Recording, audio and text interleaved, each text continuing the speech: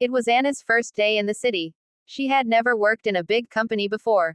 The tall buildings, shiny cars, and people walking fast made her nervous. She was from a small town where everyone knew each other. Here, in the city, everything felt so different, so big. She held her small bag tightly and walked inside the glass building that said, Bright Future Marketing. Good morning, the receptionist said with a smile. Good morning, I'm Anna, she replied shyly. It's my first day here. Welcome, Anna, the receptionist said warmly. You can go to the 10th floor. Mr. Robert will meet you there. Anna nodded and took a deep breath before stepping into the elevator. As she looked at her reflection in the mirror, she whispered, You can do this, Anna. When the doors opened, she saw a modern office full of people typing, talking on phones, and walking fast. A tall woman with glasses smiled at her. Hi, you must be Anna. I'm Mrs. Clara, the HR manager. Welcome to Bright Future Marketing. Thank you, ma'am, Anna replied politely. Mrs. Clara guided her to a small desk near the window. This will be your workstation. You'll assist Mr. Robert directly. He's our marketing director. Anna felt her heart beat faster. I'll do my best, she said.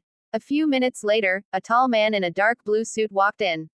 He had serious eyes but a calm face. Everyone greeted him respectfully. That's Mr. Robert, Mrs. Clara whispered. Your boss. Anna stood up quickly, a bit nervous. Good morning, Mr. Robert said in a low, confident voice. You must be Anna. Yes, sir, she said softly. I've read your application. You studied marketing, right? Yes, sir. I graduated last year, Anna replied. Good. Follow me. I'll show you what you'll do. He walked toward his office, and Anna followed. His office was big, with a wide window showing the whole city. I like people who work hard and learn fast, Mr. Robert said. If you do your job well, you'll grow here. I'll work hard, sir, Anna said quickly.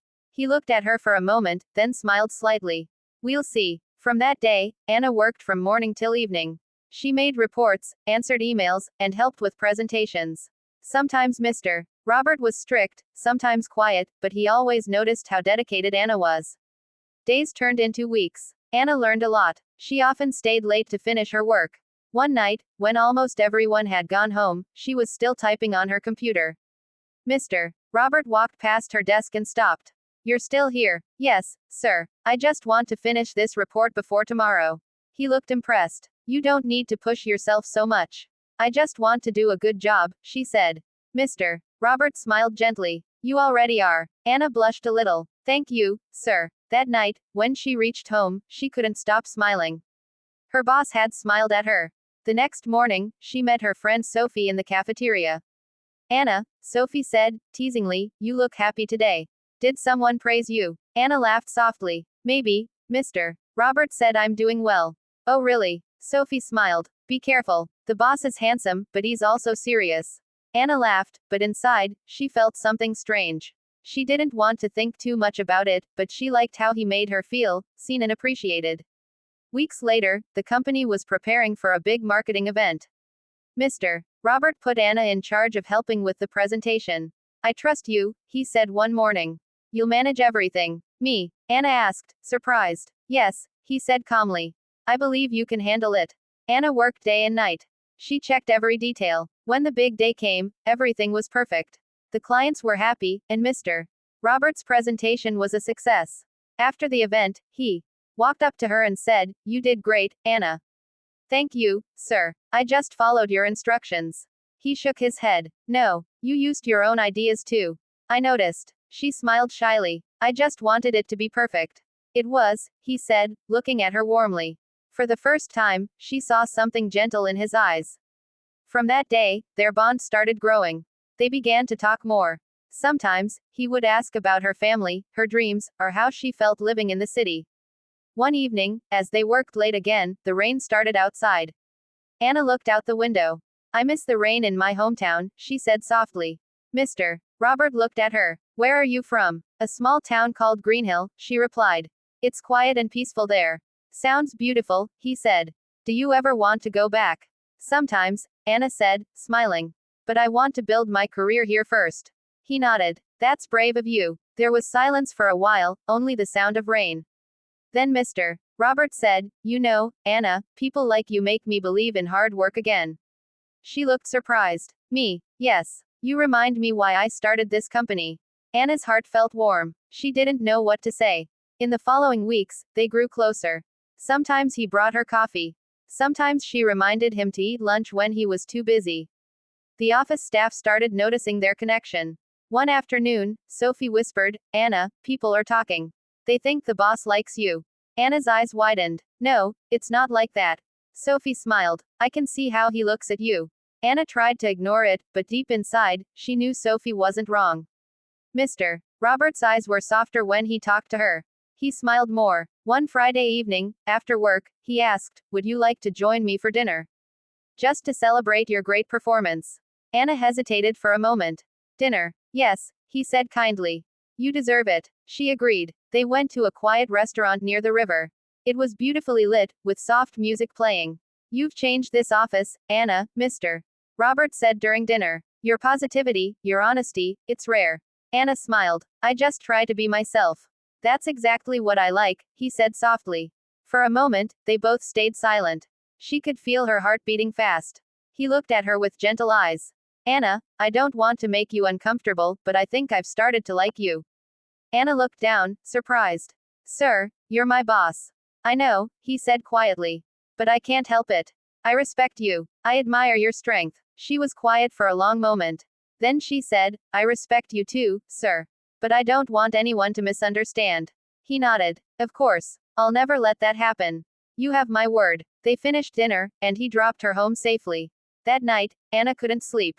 She replayed his words again and again. Days passed, and things in the office stayed professional, but their connection grew deeper. They didn't need words, a single look was enough. One morning, she was working when Mrs. Clara called her to the HR room. "Anna," she said kindly, "I just wanted to tell you that your work has been outstanding. Mr. Robert recommended you for a promotion." Anna's eyes widened. "He did?" "Yes. You'll be the new assistant marketing manager starting next month." Anna couldn't believe it. She thanked Mrs. Clara and ran to the terrace for a moment alone. A few minutes later, Mr. Robert joined her there. "So, happy with the news?" he asked with a smile. "I can't believe it," she said, almost tearfully. "Thank you, sir. You earned it," he replied. "I just made sure others saw what I already knew." She looked at him with gratitude. "You've changed my life." He shook his head. "You did that yourself." There was silence again. The city wind blew softly. Anna said quietly, "I don't know what to say." He smiled gently. "Then don't say anything." That evening, when she got home, she called her mother and told her everything. Her mother said, "I'm proud of you, Anna. You've worked so hard. Just remember to stay kind and true to yourself." "I will, Mom," Anna said with a smile. Weeks later, the company organized another big event. Anna was now confident, respected, and loved by everyone. During the event, Mr. Robert gave a speech. He said, "Success doesn't come from power or money. It comes from people who give their hearts to their work. And today, I want to thank someone who reminded me of that, Anna." Everyone clapped. Anna felt her eyes fill with tears. After the event, he came to her and said, "I meant every word." She smiled softly. "Thank you, Mr. Robert." He looked into her eyes. "You can call me Robert when it's just us." She blushed. "Okay, Robert." They both laughed quietly. The connection between them was now full of respect and warmth. Months passed. They continued working together, but their relationship was built on trust, care, and understanding.